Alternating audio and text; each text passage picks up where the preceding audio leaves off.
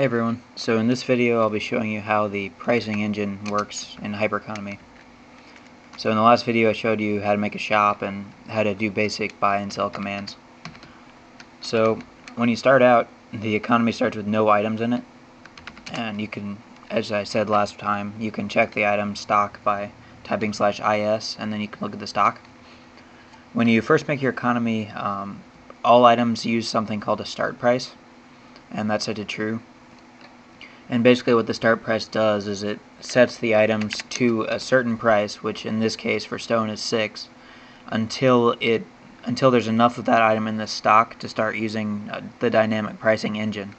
And the reason for that is if you started out using the dynamic pricing engine, the first several items would be worth an extremely large amount of money. Technically, it'd be infinite in the amount of money you would make selling the first few items. So to prevent that, we use a start price. And you can set the start price to various things depending on how you want your server to run. So I'll show you how it works. So as you can see, if I just sell stone, it's always $6.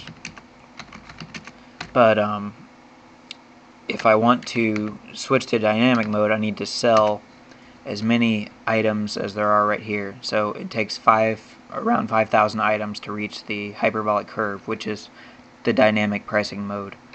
So let's set the stock of stone to 4,999 or 499. Yeah, that's right.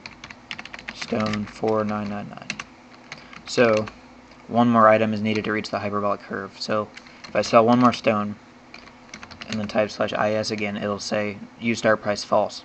So that means the item is switched to dynamic mode, and now it'll always be in dynamic mode for the rest of your server unless you decide to change it manually. So if I set the stock of stone to 10, the price will be extremely high now because you're approaching the 0 stock point. As I get even closer, like for the last one, well, I'll do 2. The price is very high, 15,000 for one stone. And then if I set it to 1, it's an infinite in price, so it's impossible that the shop will ever run out of an item again after it's reached hyperbolic mode. And if we go in the opposite direction, I'll set it to 1,000,000 stone in stock. It's only worth 3 cents, which is very cheap. And then it'll just continually go down as you approach infinity. So at let's see what happens at 10 million.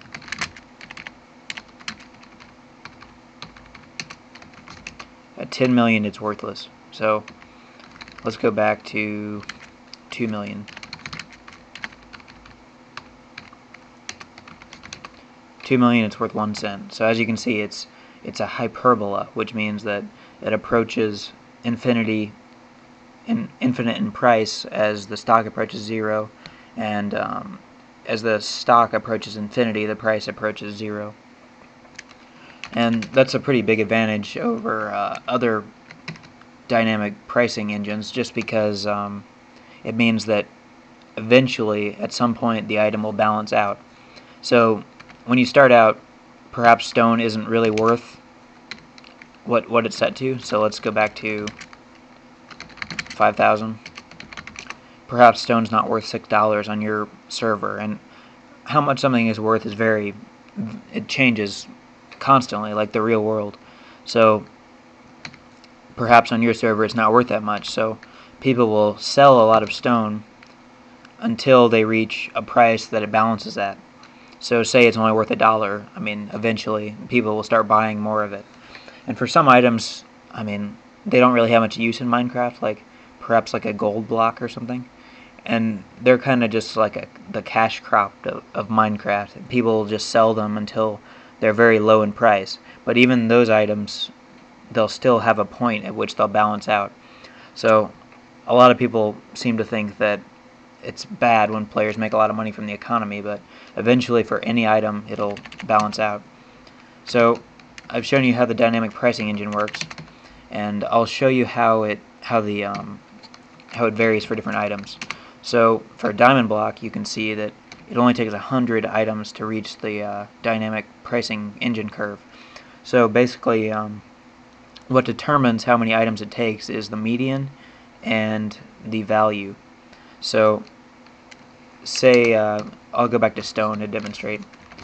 So let's set the median of stone. You can use set median to do that, to 100. And then let's set, well, let's just start with that. And then if I do IS, and then let's set the stock to 50. So right now, you only have to sell 50 stone to reach the hyperbolic curve, when before it was 5,000.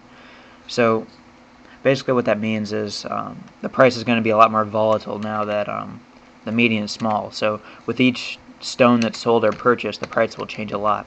So right now it's worth $6, so let's sell 50. And now it's worth $3, the dramatic change in price. And so basically, if you want your items to change in price rapidly, have a small median value, and that's also a good idea if you have a small server. If you have a really large server, have a large median stock value. And then a high value also will make the price more volatile. So let's do set value stone 50. So now the stone will be worth a lot more, and of course, since it's worth more, that means the price will change a lot more. So selling one now changes the price by 50 cents, which is quite a lot, really. Alright, and the last thing I'll show you in this video is how static pricing works. If you don't want the price of some item to change, what you can do is make it use a static price. And that's just like the initial price, except that it'll always remain that price. There won't be a transition point.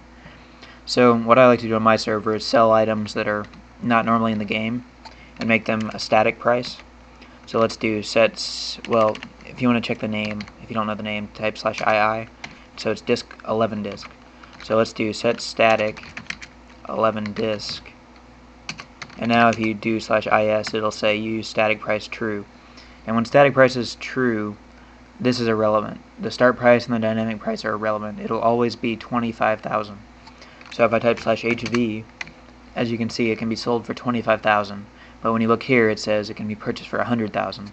And the reason for that is tax. If you look at the tax settings with /tax settings, or you can also do /TS, it'll show you that the static tax percent is 300%. So that's a very high tax rate. And if you want to change that, you can do set static tax. I'll make it 0. And then if you do /HV again, now the purchase and sale price are identical. On my server, I like to make it so that for statically priced rare items, they're kind of a money sink. So you can purchase it for a lot of money, but then you can't make as much back. So it's a way to take money out of your economy if you want to use high-priced static items.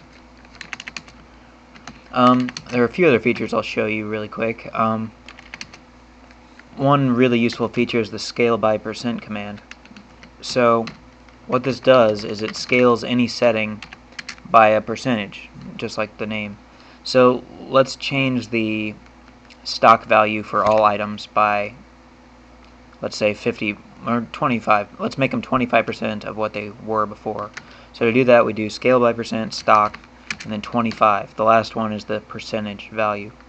So that will make the stocks of all items 25% of what they were previously. So for stone, there's now only 25 stone when there were a lot more before. Another useful one is if you want to change the prices of all items. Like to start, they're kind of expensive. Like a diamond is $36,000 to start. So if you want to scale back your entire economy, you can do scale by % value. Let's make it 12.5% of what it was before.